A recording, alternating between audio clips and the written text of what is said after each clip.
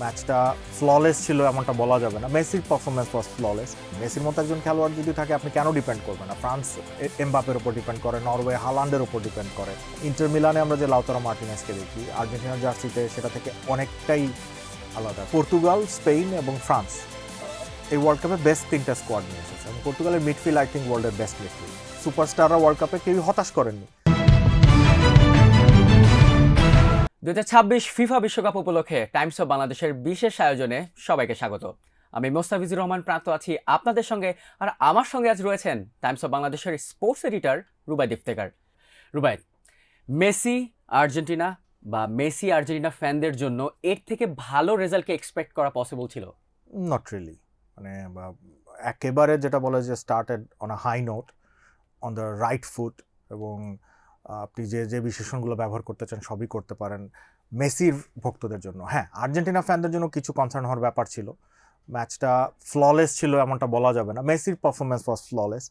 তিনি যেটা করতে চেয়েছেন, তার যেটা করতে হয় ম্যাচে সবই করেছেন তিনি। আর্জেন্টিনার পক্ষ থেকে বা আর্জেন্টিনার খেলা যদি আপনি দেখেন, মেসিকে সরিয়ে বাকি 10 জনের যদি খেলা দেখেন, তাহলে কিন্তু আপনি সবাইকে ফুল মার্কস দিতে পারবেন না।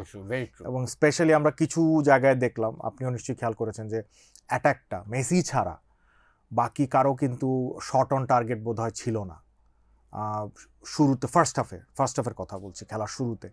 দ্বিতীয়ার্ধে আরেকটু অ্যাডভেঞ্চারাস হয়েছেন আলমাদা, লাউতারো।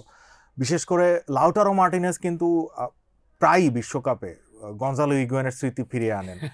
এবং হ্যাঁ, আমি জানি যে লাউতারো অনেকের প্রিয় খেলোয়াড়, লাউতারোর ভক্ত রয়েছেন অনেক, কিন্তু ইন্টার মিলানে আমরা যে লাউতারো মার্টিনেজকে দেখি আর্জেন্টিনার জার্সিতে, সেটা থেকে অনেকটাই আলাদা। কালকে 1-on-1 সিচুয়েশন থেকে তিনি একটা গোল মিস করতে পারেননি। আলমাদা দৌড়েছেন, গ্রাউন্ড কাভার করেছেন অনেক, কিন্তু খুব একটা বলা যায় যে ফ্রুটফুল ছিল না, ফিউটাইল এফার্টস। খেয়াল করে দেখেন, যখন সেকেন্ড হাফের মাঝামাঝির সময় বা ড্রিঙ্কস ব্রেকটার পরপরই যখন আলভারেজকে নামানো হলো, আলমাদাকে তুলে, এবং নিকো পাসকে নামানো হলো লাউতারো মার্টিনেজকে, আর্জেন্টিনার ফ্লুইড ডিনামিক্সটা চেঞ্জ হয়ে গিয়েছিল। অনেক বেশি ডাইনামিক, অনেক বেশি ফাস্টার অ্যাট্যাক আমরা দেখেছিলাম। যে নিকো পাস কিন্তু মিডফিল্ড থেকে একটা বল নিয়ে রান করেছিলেন, সামনে কেউ ছিল না, বাট এই ধরনের রান কিন্তু আমরা ফার্স্ট হাফে দেখি নাই। আর্জেন্টিনা অনেকটাই নিজেদের মধ্যে গুটিয়ে খেলছিল এবং মেসি ম্যাজিক করে ম্যাচ বের করে দিয়েছেন, এটা আমরা অসংখ্যবার দেখেছি। কিন্তু আমি যেটা বলছিলাম, যে মেসিকে ছাড়া আপনি যদি ফরওয়ার্ড লাইন দেখেন, আমরা মিডফিল্ডার আলোচনাটা একটু পরে আসবো, খুব একটা ফ্রুটফুল কিন্তু ছিল না।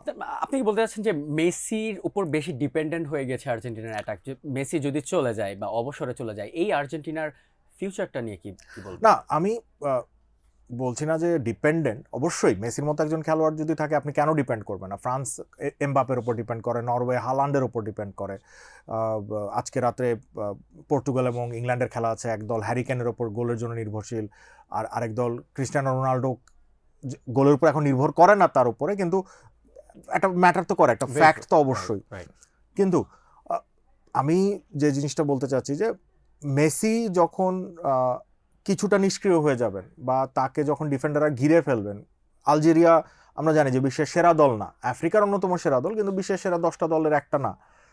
আর্জেন্টিনা যখন if they think about going deep in the tournament, quarter final বা লাস্ট 16, লাস্ট 32 খেলাগুলো হবে, তখন কিন্তু একটা বড় দল পড়ে যেতে পারে সামনে। তখন কি হবে? মেসি যদি একটা অফ ম্যাচ হয় না, মেসির অফ ম্যাচ আমরা জানি, কিন্তু তিনি তো হিউম্যান বিং। একটা অফ ম্যাচ যদি হয়, will be the saving grace? মেসিকেও ওই ডিচ থেকে বের করবেন কে? লাউতারোকে তো দেখে মনে হচ্ছে না। আলমাদা যেটা বললাম, যে গ্রাউন্ড কাভার করেছেন, কিন্তু এক্সপিরিয়েন্সের অভাব রয়েছে। আলভারেজ নামছেন যখন, এবং পাস যখন নামছেন, সিচুয়েশন কিছুটা আর্জেন্টিনা ফ্লুইড করেছে, ডায়নামিক করেছে। যে কারণে আমার মনে হয় যে স্কালোনি যদি পরের ম্যাচে নিকো পাস এবং আলভারেজকে স্টার্ট করেন, আদার দ্যান লাউটারো এবং Almada, would get better results. Right. মেসিকে নিয়ে একটু যদি জানতে চাই, মানে ঠিক আগের ম্যাচটাতে এমবাপ্পে মেসিকে গোলের দিক দিয়ে ছাড়িয়ে যায়, এরপর মেসি তাকে আবার ছাড়িয়ে যায় এবং মিরোস্লাভ ক্লোজার সেই ওয়ার্ল্ড কাপের হাইস্ট 16 গোলের রেকর্ডে ভাগ বসান। হোপফুলি সেটা পরের ম্যাচে গিয়ে বা তারও এই টুর্নামেন্টে সেটা ছাড়িয়ে যাবে। মেসিকে নিয়ে কি বলবেন যে এমন একটা প্লেয়ার যিনি ইউএসএ তে চলে এসেছিলেন, ইন্টার মায়ামিতে হয়ে খেলেছেন, এই ইউএসএ এর ওয়েদার টেম্পারেচারটার সাথে খুব ভালোভাবে অ্যাডজাস্ট হয়ে গিয়েছিলেন এবং তিনি যে সেটার আউটপুটটা দিতে পারছেন একদম ভিজিবল ছিল। যে ইউএস এর ওয়েদার আপনি যদি চিন্তা করেন একটু গরম টাইপের, যেটা স্বাভাবিকভাবেই থাকে। মেসি আমি বলবো যে দুটো গোল অলমোস্ট ডি বক্সের বাইরে থেকে দিয়েছে, একই রকম অলমোস্ট সিমিলার। একটি হচ্ছে পোচিং করে দিয়েছে, ট্যাপ ইন ছিল। মেসি নামা যদি আমি জানতে চাই আপনার কাছ থেকে, এই দলটাকে মেসি কিভাবে ইনফ্লুয়েন্স করছে? এটা তো নতুন করে আসলে বলার কিছু নাই প্রান্ত। এই পুরো দলটাকে মেসি চতুর্দিকে সেট করার দায়িত্বটা স্কালোনির। তিনি সেটা করছেন গত 4-5 বছর ধরে আমরা দেখছি, এবং দলটা নিয়মিত সাফল্য পাচ্ছে। এবং এটা যদি ইউরোপিয়ান কোনো দল পেতো, আপনার খেয়াল আছে যে 2000 সালে ফ্রান্স যখন ইউরোর পর বিশ্বকাপের পর ইউরো জিতেছিল, স্পেন যখন ইউরো ট্রায়াল করেছিল, তখন এই দুটো দলকে নিয়ে রীতিমতো আলোচনা হতো যে সর্বকালের সেরা ফুটবল দল ইত্যাদি ইত্যাদি। যেহেতু সাউথ আমেরিকান একটা দল এবং মিডিয়া থেকে দূরে, মেসি ইউরোপে খেলেন না, এখন কিন্তু আর্জেন্টিনাকে নিয়ে সেই রবটা উঠছে না বা সেই আওয়াজটা উঠছে না। কিন্তু আমার মতে আর্জেন্টিনার এই দলটা, যারা কোপা আমেরিকা বিশ্বকাপ এবং কোপা আমেরিকার একটা ট্রায়ও জিতেছে, এটা অবশ্যই সর্বকালের সেরা দল হওয়ার দাবিদার থাকবে। বারিং দ্যাট ফ্যাক্ট, এবং আপনি স্ট্যাটিস্টিক্সের কথা বলেন, মেসি কিন্তু ম্যাচ শেষে পোস্ট ম্যাচ ইন্টারভিউতে বলেছেন যে আমি স্ট্যাটিস্টিক্স নিয়ে আসলে চিন্তা করি না, এতদিন ধরে খেলি। ট্রু, 6টা ওয়ার্ল্ড কাপ খেলেছেন, 27টা ম্যাচ খেলেছেন, তার মতো কোয়ালিটির একটা খেলোয়াড় অবশ্যই এতগুলো গোল করবেন সেটা নিয়ে। কিন্তু দেখার বিষয় হচ্ছে যে মেসির গোলগুলো দলের কতটুকু কাজে লেগেছে, এবং সবগুলো গোলই আপনি দেখেন, আপনি যদি একেবারে 2006 থেকে শুরু করে এখন পর্যন্ত দেখেন, মেসি গোল করেছেন এবং ক্লাচ গোল না, winning goal most of them, এবং ক্লাচ গোল না মেসি ম্যাচে গোল করেছেন সেটা খুব কম। তো এবারও আমরা দেখলাম যে 3টা গোল করলেন, ম্যাচ উইনিং গোল, 3টাই ম্যাচ উইনিং গোল। এবং প্রথম গোলটা করার পরই আসলে আর্জেন্টিনা স্বস্তিতে ছিল, এবং পরে দুটো গোল তো ম্যাচ একবার আলজেরিয়ার হাত থেকে বের করে নিয়ে গেছে। রাইট। একটু মিডফিল্ডার নিয়ে যদি কথা বলি, রড্রিগো ডি পল অসাধারণ খেলেছেন, এবং সঙ্গে এনজো এবং ম্যাকালিস্টারের সঙ্গে রড্রিগো ডি পলের যে তিনজনের কেমিস্ট্রিটা, সেটা কেমন দেখলে?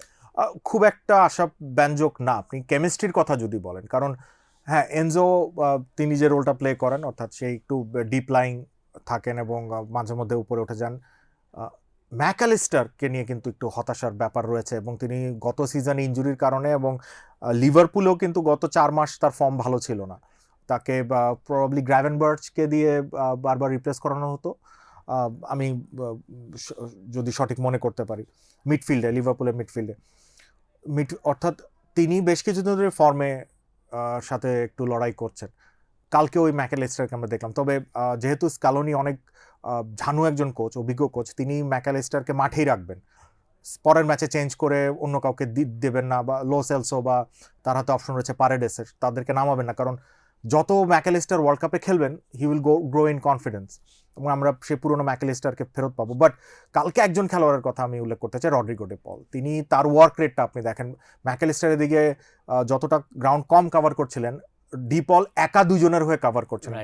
ইন্টারেস্টিং একটা ফ্যাক্ট রয়েছে, সেটা হচ্ছে মেসি এবং ডি পল দুজনে কিন্তু ইন্টার মায়ামিতে খেলেন, এবং এই দুটো দলের হয়ে নতুন সিজনের মাত্র 3 মাস খেলেছেন তারা। বাকি সব খেলোয়াড় ইউরোপ থেকে এসেছেন পুরো 1 বছরের মৌসুম শেষ করে। ইন্টারেস্টিং একটা ফ্যাক্ট আমি দেখলাম যে ম্যাকালিস্টার গত 2 মৌসুমে লিভারপুলের হয়ে 109টা বা 119টা ম্যাচ খেলেছেন। হুলিয়ান আলভারেজ অ্যাটলেটিকো মাদ্রিদের হয়ে প্রায় 120টা ম্যাচ খেলেছেন। So they are almost burned. এবং হ্যাঁ, এখনকার মডার্ন মেডিকেল সায়েন্স টেকনোলজিতে রিকভারি খুব দ্রুত হয়, চমৎকার হয় খেলোয়াড়দের, এবং 100% ফিট না থাকলে মাঠে নামানোর রিস্ক নেয় না দলগুলো।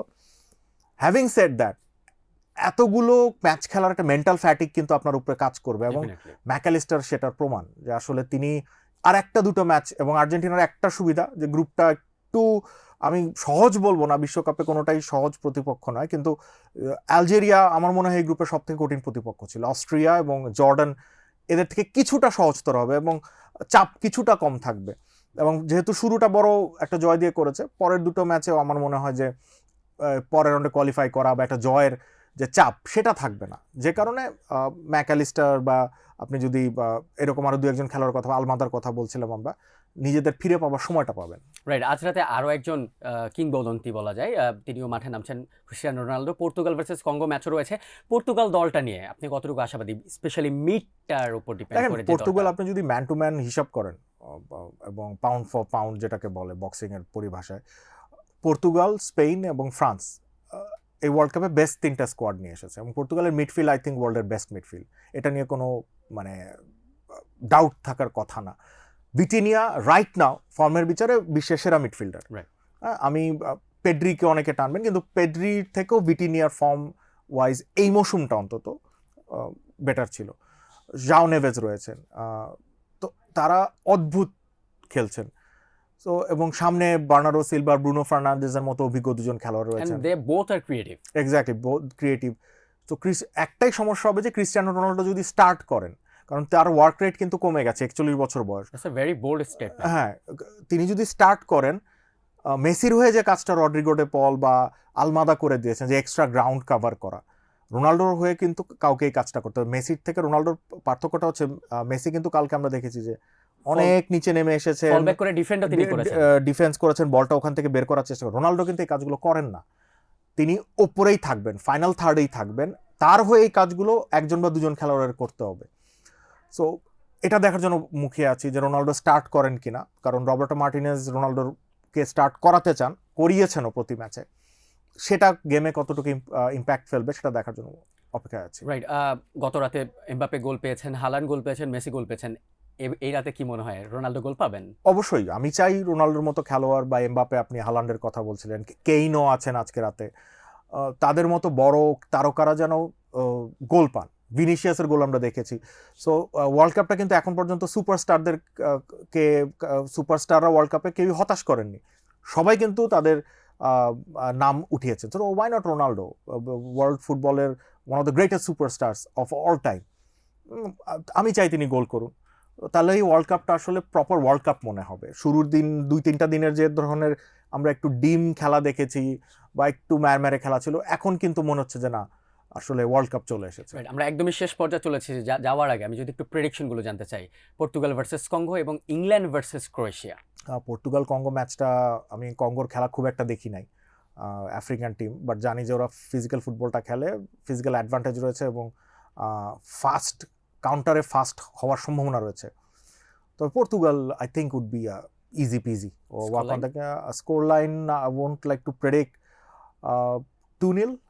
আর ইংল্যান্ড ক্রোয়েশিয়া ম্যাচটা, Croatia is a old team now, England I think again ইংল্যান্ডের জন্য would be a bridging win, 3-1 for England. তবে আমি যদি আমার প্রেডিকশনটা বলি, Portugal 2, Congo 0 and England 2, Croatia 1। Thank you Rubayet আমাদের সঙ্গে থাকার জন্য। এই ছিল আজকের পর্বে বিশ্বকাপের ম্যাচগুলো রিভিউ অ্যান্ড প্রিভিউ নিয়ে। আগামীকাল আবারও একই সময় হাজির হব টাইমস অফ বাংলাদেশের ডিজিটাল প্ল্যাটফর্মে।